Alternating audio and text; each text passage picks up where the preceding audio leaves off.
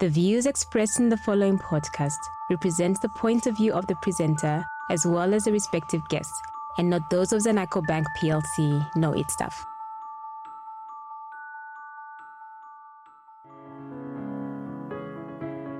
This is Rebuilding, a podcast hosted by Chilulemba and powered by Zanaco.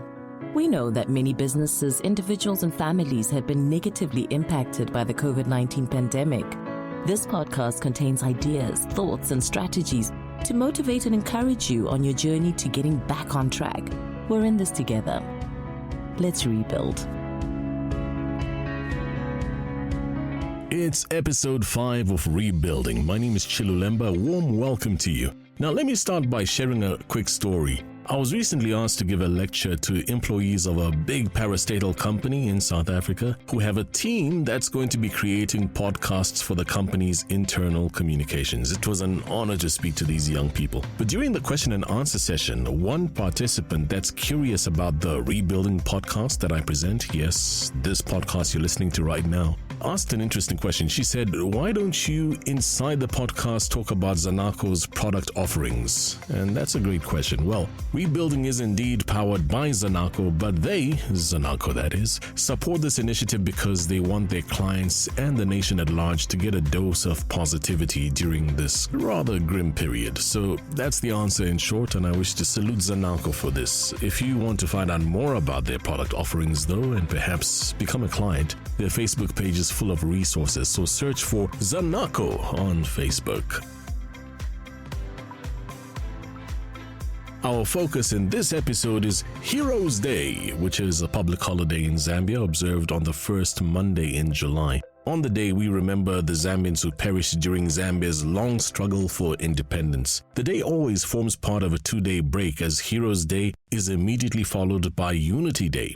When I was a young man at boarding school in the 90s, we'd go camping during the Heroes and Unity holidays. The entire school would go to the bushes near the school and have activities such as tug of war between students from the different classes, and we'd sing around campfires and we'd sleep in tents, the whole lot. But thing is, I never paid much mind about the significance of the days, and I don't think my fellow students also kind of thought about what Heroes Day or Unity Day was all about. Today, the liberation struggle or the fight for Zambia's independence is almost 60 years in our rear view. We have new challenges in this day and age. At the forefront, obviously, is surviving the COVID pandemic. But if Zambia is our home, then we need to acknowledge those that laid the foundation for the home. Interestingly, 2021 will be the first Heroes Day in which the country's founding president, Dr. Kenneth David Kaunda, who championed the liberation struggle, is not among us. When the news of Dr. Kaunda's passing broke, my sister, who lives in Canada, my elder sister, sent a message with a sentiment that's so true. She said, it's the end of an era. And it is. Headlines from newspapers around the world echoed this. One headline read, "The Last Giant of African Nationalism," whereas the obituary in South Africa's Mail and Guardian paper had the headline, "Zambia's Kenneth Kaunda was the last of Africa's philosopher kings." So it is really the end of an era. 2021's Heroes Day is also the first in which a famous freedom fighter who contributed to the liberation struggle and subsequently became the national symbol as a chain breaker, Mr. Zanko Mpundu Mutembo, isn't among us too. If you've been to Lusaka or if you've seen pictures of the freedom statue with a man breaking chains, a muscular-looking man, it was modeled around him. So folks, again, let's acknowledge that this is indeed the end of an era. But with that said, my question is, how will we preserve the significance of the past era so that generations ahead don't forget? I mean, looking back at my own childhood, I now kind of wish that when we went camping during Heroes and Unity, that outside of that tug of war and singing competitions and doing obstacle courses and stuff like that, that there would have been a module or a discussion around the heroes that allowed us to enjoy the freedom that we have today, right? So I'd like to get the thoughts of someone that's in the arts as a musician. He goes by the name The Whole Star. You can check out his music on your favorite music platform or his music videos on YouTube. But he's also someone that has a passion for bridging the past with the present and is the founder of a business/movement called Time Machine Zambia. He'll tell us a bit about that later, but I challenged Duncan Sodala to share about 5 ideas in under 2 minutes on the topic that I've laid out. So Duncan, are you ready? Let's do it. 3, 2, 1, and go.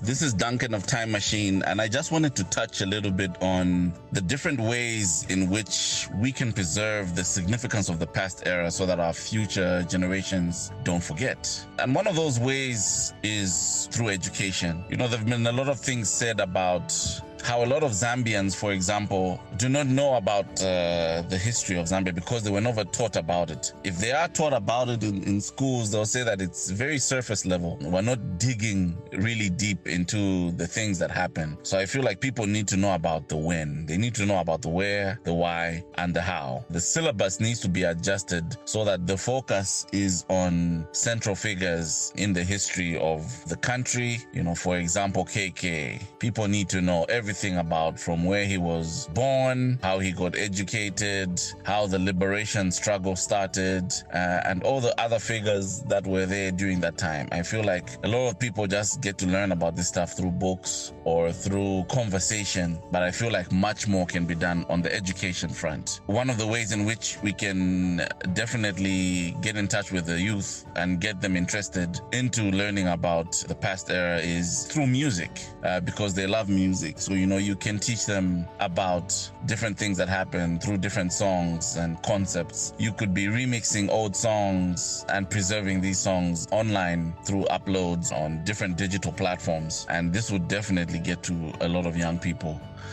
Let them learn about the food. Let them learn about the different traditions, because I feel like these are the things that need to be preserved. Museums can definitely do a lot through school tours, through deliberate programs where the kids can come and visit the museum and learn about different topics. And it doesn't have to be the same all the time. It can definitely change, as, you know, museums are now changing as well. They're going digital and all of that. So museums can also do a lot. Podcasts can be made, documentaries. I feel like we can definitely make more documentaries on a lot of figures that haven't been talked about in the past. We have very few documentaries on Zambian figures, for example, on YouTube. A lot more can be done. Movies, and of course, one of the most important ones is preserving the languages. You know, the local languages being deliberately taught in schools. More can definitely be done on that front as well. Those are some of the few things. I know there's a lot of things that we can touch on, but I think those are a few of the things that can be done.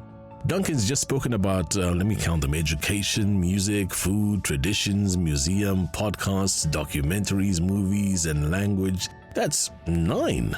Well done. And I did mention that he's a musician as well, so search for The Whole Star's latest music offering titled Kupeleka Nyali ya Moto, which speaks to the passing on of the torch. And you know what, Duncan, maybe briefly tell us a bit more about Time Machine Zambia, if you will. Time Machine Zambia is a small business dealing in vinyl culture, memorabilia, and other collectibles.